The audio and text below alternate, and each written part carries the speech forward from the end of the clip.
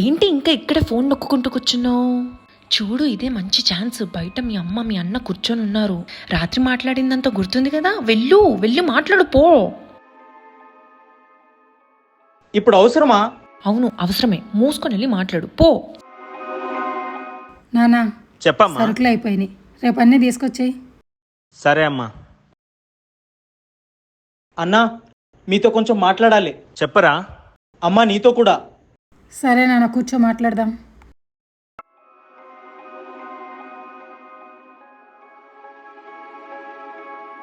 చెప్పు. అన్నా, నాకు ఆఫీస్కి దూరం అవుతుంది. ఆఫీస్కి దగ్గరలోనే 1 BHK ఒకటి చూసుకున్నాం. అక్కడికి షిఫ్ట్ అవుదాం అనుకుంటున్నాం, నేను నా వైఫ్. ఇబ్బంది అవ్వడానికి దూరం అవ్వడానికి నువ్వేమైనా నడుచుకుంటూ వెళ్తున్నావా? బైక్ మీదేగా వెళ్తున్నావు. లేదన్నా, నాకు రోజు ఆ బైక్ మీద వెళ్ళి రావాలంటే బాగా స్ట్రెస్ అవుతుంది. మరీ అంత ఇబ్బందిగా ఉంటే కార్ వేసుకుని వెళ్ళు. అది కాదన్నా. ఏంటండి ఊరికి నసుకుతూ మాట్లాడుతున్నారు? అదంతా కాదు బావగారు, మేమైతే ఇక్కడ ఉండలేకపోతున్నాము. ఈ పిల్లలు కూడా చాలా డిస్టర్బెన్స్ గా ఉంది. అయినా మేము వేరే కాపురం పెట్టాలనుకుంటున్నాం. ఏంటి మేఘనా, ఏం మాట్లాడుతున్నావు? ఏరు కాపురమా? ఇప్పుడు ఏరు కాపురం పెట్టే అవసరం ఏమొచ్చింది నీకు?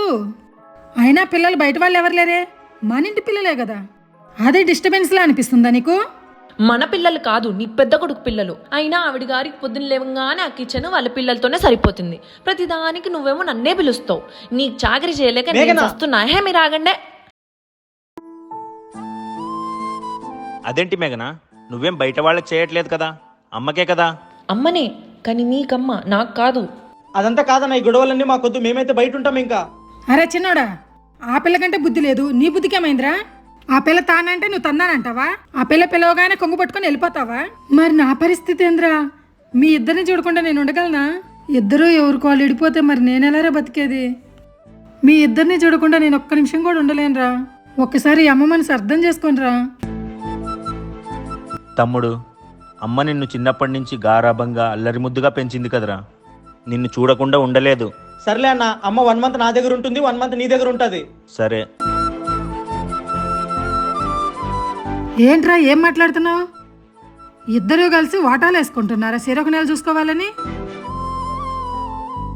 నా బతుకు మరి ఇంత హీనంగా మారుతుంది అనుకోలేదు. ఇప్పుడు మీ ఇద్దరికి నేను భారం అయిపోయా, బరువు అయిపోయా, అంతే కదా?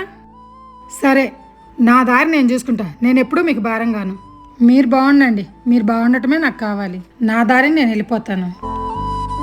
ఆగండి అత్తయ్య గారు. ఏంటండి మీరు? పరాయి నుంచి వచ్చిన పిల్లని నాకే ఇంత బాధ అవుతుంది అత్తయ్య గారు వెళ్ళిపోతుంటే. మీకు కనీసం ఏమనిపించట్లేదా? అయినా నేనేమన్నానే, నేను కూడా వాడి దగ్గరే ఉండమంటున్నాను కదా. మీ నాన్నగారు లేకపోయినా ఎంతో కష్టపడి పెంచింది మీ అమ్మగారు. అలాంటి తల్లిని ఈరోజు ఇద్దరు కలిసి వాటాలు వేసుకుంటారా? కొంచెం కూడా సిగ్గు అనిపించట్లేదా మీకు?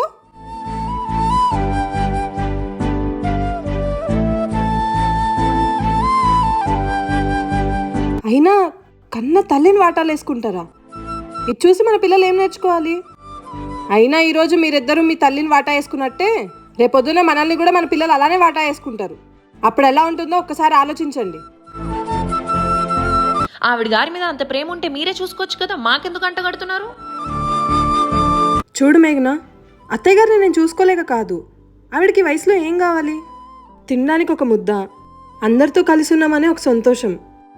మీ ఇంట్లో కూడా వదినుంది కదా, తను మీ అమ్మగారిని కూడా ఇలానే బయటికి వదిలేస్తే ఎలా ఉంటుందో ఒక్కసారి ఆలోచించు. ఇదంతా కాదండి, మేమైతే వేరే కాపురం పెడుతున్నాము. ఆవిడికి సేవ చేసే అంత ఓపిక మాకు లేదు. ఆవిడెక్కడన్నా సావని. ఏంటి వెంకీ, ఆడపిల్ల మీద అలా చేసుకోవచ్చా? మాట్లాడుతున్నాం కదా. ఏంటండి అలా కొట్టారు? కొట్టాలా చంపాలా? అవసరం ఉంటే నువ్వే బయటికి పో, మేము కలిసే ఉంటాం. ఈ ముక్కేదో ముందే చెప్పొచ్చు కదండి, ఇంత దూరం వచ్చేది కాదు. ఎవరైనా చనువిస్తేనే కదండి సంగెక్తారు. మేఘనా చెప్పింది కూడా నిజమే కదా వెంకీ. తను ముందు ఆ మాట అన్నప్పుడే సర్ది చెప్పుండాల్సింది. ఇప్పుడు ఇంతవరకు వచ్చేది కాదు కదా. ముందేమో నెత్తికెక్కించుకుంటారు, ఇప్పుడేమో కొట్టే వరకు తెచ్చుకుంటారు. నువ్వు కూడా అర్థం చేసుకోవాలి మేఘనా. అత్తగారిని మనం అమ్మలాగా చూసుకుంటే తను కూడా మనల్ని కూతురులా చూసుకుంటుంది. సరే అక్క. సారీ అమ్మా. సారీ వదినా. సారీ అత్తయ్య గారు. ఎవరైనా ఇంట్లో పెద్దవాళ్ళు ఉన్నప్పుడే మనం కరెక్ట్ అయిన దారిలో నడుస్తాం. అలా కాదని ఎవరి ఇష్టానుసారంగా వాళ్ళు ప్రవర్తిస్తే జీవితాలు నాశనం అయిపోతాయి. అందుకే కలిసి ఉంటే కలదు సుఖం.